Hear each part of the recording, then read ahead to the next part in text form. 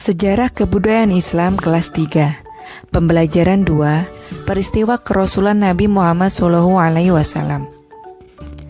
Nabi Muhammad adalah nabi dan rasul terakhir yang ditunjuk oleh Allah, sehingga tidak ada lagi nabi atau rasul setelah Nabi Muhammad wafat. Sebelum Nabi Muhammad ditunjuk oleh Allah sebagai rasulnya, Nabi Muhammad senang melakukan tafakur di Gua Hiro. Tafakur artinya menyendiri dan merenungkan sesuatu. Nabi Muhammad menyendiri di gua untuk menjauhkan diri dari kesenangan dunia. Nabi Muhammad juga merenungkan akhlak tercela yang sering dilakukan oleh masyarakat Mekah. Nabi Muhammad SAW banyak merenung memikirkan perbuatan kaumnya dan berdoa agar kaumnya diberi petunjuk. Beberapa kali Khadijah menjenguk beliau untuk memberikan dukungan dan semangat. Turunnya wahyu yang pertama. Peristiwa turunnya wahyu yang pertama dialami Nabi Muhammad SAW ketika beliau berusia 40 tahun. Pada saat itu beliau sedang melakukan tafakur di Gua Hiro. Peristiwa tersebut terjadi pada tanggal 17 Ramadan tahun 610 Masehi. Tahun ketiga dari pengasingan Nabi Muhammad SAW di Gua Hiro. Allah Subhanahu wa Ta'ala memberikan rahmatnya kepada seluruh umat manusia dengan diutusnya Nabi Muhammad. Ketika Nabi Muhammad SAW genap berusia 40 tahun, tampaklah tanda-tanda kerasulan pada dirinya.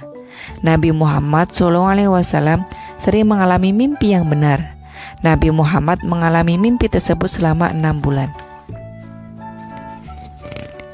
Sampai pada suatu malam, beliau menjalani peristiwa luar biasa. Tepatnya pada tanggal 17 Ramadan. Atau ketika itu Nabi Muhammad SAW sedang berkhalawat atau bertafakur di Gua Hiro, memohon petunjuk oleh Allah Subhanahu wa Ta'ala. Tiba-tiba datanglah malaikat Jibril atas izin Allah menemui Nabi Muhammad. Dengan wujud asli malaikat Jibril datang dan merangkul beliau dengan sangat kuat, sehingga beliau susah bernafas. Kemudian malaikat meminta Nabi Muhammad untuk membaca suatu lafal, yaitu Iqra, bacalah. Karena Nabi Muhammad adalah seorang ummi, tidak bisa baca tulis, beliau menjawab, "Aku tidak bisa membaca." Lalu malaikat mengulang perintah tersebut sebanyak 3 kali, tetapi Nabi tetap menjawab dengan jawaban yang sama.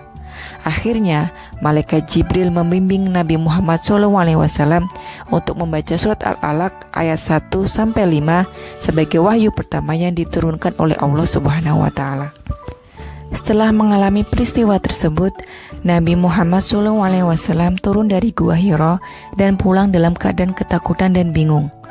Nabi Muhammad gemetar, ketakutan, badannya menggigil dan berkeringat. Khadijah merasa khawatir. Nabi Muhammad meminta istrinya untuk menyelimutinya. Beliau berkata, selimuti aku." Kemudian Khadijah menyelimuti Nabi. Turunnya wahyu yang kedua. Nabi Muhammad SAW mulai ragu dengan yang dialaminya itu. Nabi Muhammad selalu datang ke Gua Hiro seperti kebiasaan sebelumnya. Namun ketika Nabi Muhammad sedang berjalan di suatu tempat, tiba-tiba beliau mendengar suara gemuruh dari langit. Suara itu semakin dekat dan terdengar suara memanggil, "Ya Muhammad, engkau adalah utusan Allah."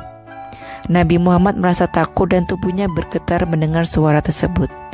Nabi Muhammad pun segera pulang dan meminta Khadijah untuk menyelimutinya. Ketika sedang berselimut, turunlah wahyu yang kedua, yaitu surat Al-Mudatsir ayat 1-7. Nabi Muhammad SAW berdakwah.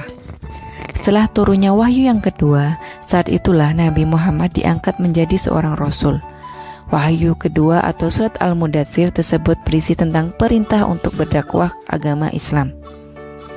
Nabi Muhammad diperintahkan untuk memberikan peringatan kepada umatnya. Nabi Muhammad menerima wahyu dari Allah secara berangsur-angsur atau bertahap, yaitu selama 23 tahun.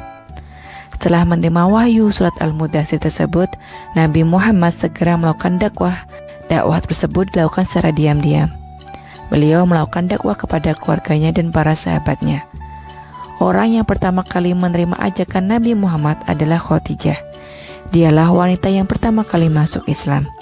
Orang kedua yang masuk Islam adalah Ali bin Abi Thalib. Orang berikutnya yang masuk Islam adalah Abu Bakar As-Siddiq. sahabat Nabi yang paling dekat dan setia sejak masa kanak-kanak. Abu Bakar As-Siddiq berhasil mengajak beberapa temannya untuk masuk Islam. Dengan dakwah secara diam-diam ini, belasan orang masuk Islam. Orang-orang itu disebut As-Sabiqul Awwalun, yang artinya orang-orang yang pertama kali memeluk agama Islam. Nabi Muhammad SAW mengajarkan kepada kaum muslimin dengan ajaran kebaikan. Sikap-sikap terpuji yang beliau lakukan seperti rendah hati, berani, membela yang benar, dan bersikap kasih sayang terhadap sesama. Sehingga banyak orang yang mengagumi akhlak beliau dan kemudian masuk Islam.